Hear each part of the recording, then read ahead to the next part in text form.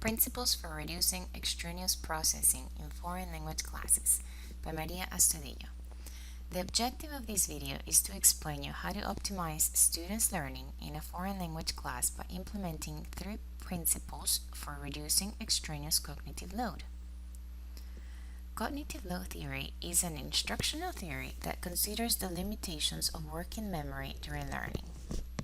According to this theory, cognitive load should be controlled so that meaningful learning takes place. This theory explains that extraneous cognitive load is due to anything that can distract students from learning, like a poor design or using distracting elements in a multimedia presentation. When designing instruction, you should consider techniques to reduce extraneous load. The first technique that I will go over is spatial contiguity. Imagine that you have included this picture in your presentation to teach the parts of a house to your students. By having the words and pictures away from each other, the students have to split their attention between the words and the picture, putting unnecessary strain on working memory. This design will affect your students' ability to pay attention because it increases extraneous cognitive load. Students are occupied trying to find the numbers for each vocabulary word, so for the spatial contiguity principle, it is best to reduce their visual search by placing words next to the corresponding picture.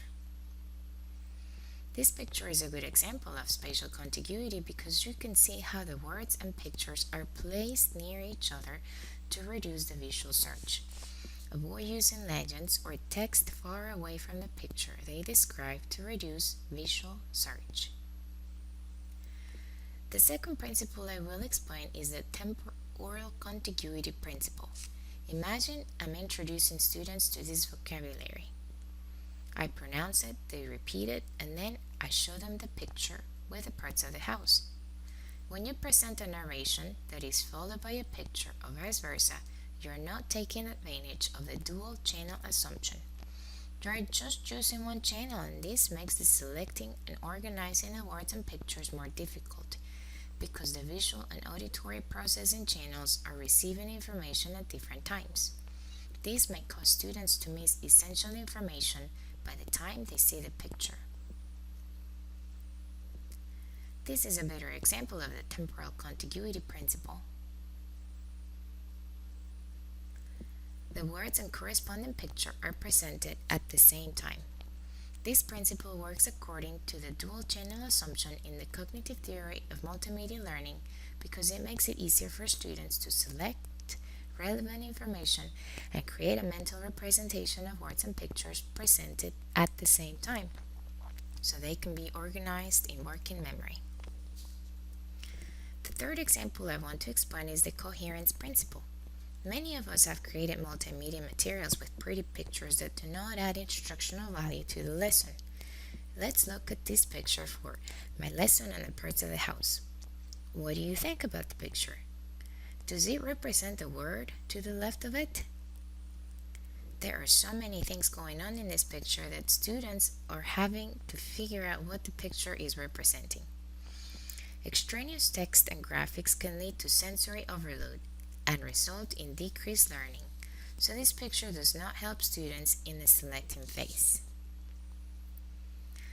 For the coherence principle, less is more, so all non-essential information needs to be eliminated to minimize the extraneous overload. The next time you create a multimedia lesson, you need to ask yourself if what you are adding is essential material or is it something unnecessary that disrupts the cognitive process of your students. Now I will demonstrate these 3 preceding principles in the following lesson. Hola, soy María y voy a presentarte a mi familia. Estos son mis padres.